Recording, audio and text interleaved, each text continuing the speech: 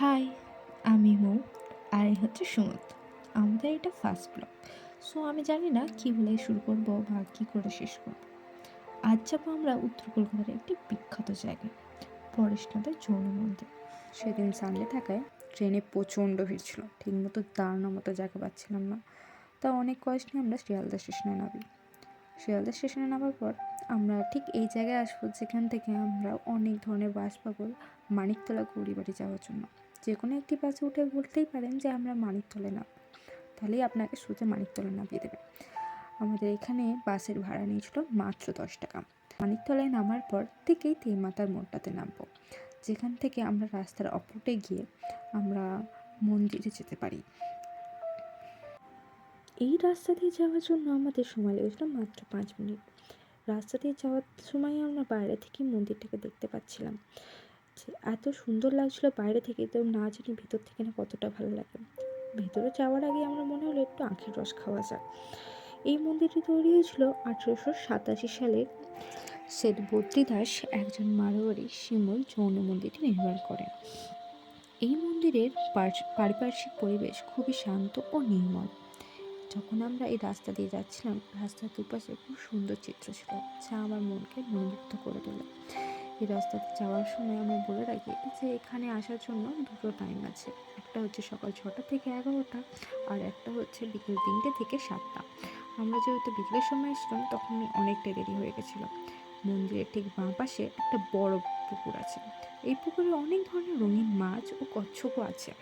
পুকুরটার সুন্দরতা এতটাই বৃদ্ধি পেয়েছিল যে সবাই এই পুকুরটাকে ঘিরে দাঁড়িয়েছিল। আমরাও দাঁড়িয়েছিলাম। আমি এখানে অনেক ফটোও তুলি। চারপাশটা অনেক সুন্দর লাগছিল, কিন্তু মানুষের ভিড় এত বেড়ে গেছিলো যে মনে হচ্ছিলো যে একটু ফাঁকা হলে আরও ভালো হতো। সানডে বলে হয়তো এত ভিড় ছিল জানি না, সন্ধেবেলায় আরও বেশি সুন্দর লাগছিলো। সকালে তো জানি না, আমি অনেক দেরি করে ফেলেছিলাম যাওয়ার জন্য। একটু আগে বেরোলে হয়তো ভালো হতো। এই বাগানটাতে আমার খুব ভালো লেগেছিলো, কারণ অনেক সুন্দর সুন্দর ছোটো ছোটো গাছ ছিল।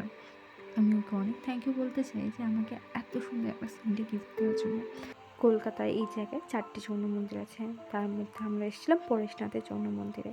কিন্তু তারপরেও আমি এখানে কিছু কিছু জায়গা দেখতে পারিনি, কারণ আমি যখন এসেছিলাম এই জায়গাগুলো রিনোভেট হচ্ছিলো, তাই না কিছু কিছু জায়গায় আমি যেতে পারিনি। নেক্সট টাইম যখন আসবো এই জায়গায় আমি যাবো ঠিকই। এই মন্দিরটা ছিল পুরো সাদা শ্বেত পাথরে আর ছোট ছোট রঙিন কাঁচের তৈরি। সন্ধে হয়ে যাওয়ার লাইটগুলো সব চলে যায়, যার কারণে এই সুন্দরতা আরও বৃদ্ধি পায়। ওর মাথায় কী এসেছিলো আমি জানি না, ও আমার বললো যে এক পাটি এখানে রাখো, এক পাটি ওখানে রাখো, যাতে চুরি না হয় বা হারিয়ে না যায়। মন্দিরের পেছনে ঘুরতে ঘুরতেই আমাদের মনে হলো এখানে আর একটা মন্দির রয়েছে, যে মন্দিরে আমরা যেতে পারি, কারণ আমাদের হাতে রয়েছে এখনও অনেকটা সময়। ওই মন্দিরের গেটের সামনে থেকে দেখা যাচ্ছে সোজা সোজা এই মন্দিরের গেট। এখান থেকে আমরা সোজা ভেতরে যাওয়ার মাত্রই বুঝতে পারলাম যে এখানে মানুষ এখনও কম, এখানে অত ভিড়ভাট্টা নেই। এখানে মনটা আরও শান্ত হয়ে গেল ভেতরে যাওয়ার পরে। ভেতরে রয়েছে প্রচণ্ড শান্ত ও নিরিবিলি জায়গা। এখান থেকেই দেখা যাচ্ছিলো সোজা পরেশনাথের মন্দির।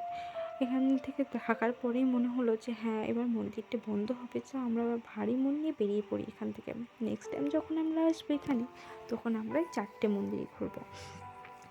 এখানে আমরা বাসে ওঠার পরে আমরা সোজা চলে আসি শিয়ালদা স্টেশনে। শিয়ালদা স্টেশন থেকে আমরা চলে যাব সোজা আমাদের নিজেদের গন্তব্যস্থল, আমাদের নিজেদের বাড়ি। হ্যাঁ, হয়তো আমি প্রথম ব্লগ করছি, তাই জন্য জানি না যে কী বলে শেষ করতে হয় বা কী বলে শুরু করতে হয়। আমার যদি কিছু ভুল হয় বা কিছু মনে হয় যে হ্যাঁ এরকম আমি বলতে পারিনি বা বলতে পেরেছি, কিছু কিছু হয়তো জায়গা আমার খামতি রয়ে গেছে, নেক্সট টাইমে হয়তো আমি সেই জায়গাগুলো পূরণ করব। আপনাদের যদি ভালো লেগে থাকে তো চ্যানেলটা সাবস্ক্রাইব করে লাইক দিয়ে দেবেন একটা করে। Bye bye, see you. Next ভিডিওতে আপনাদের সাথে ঠিক দেখা হবে। টাটা।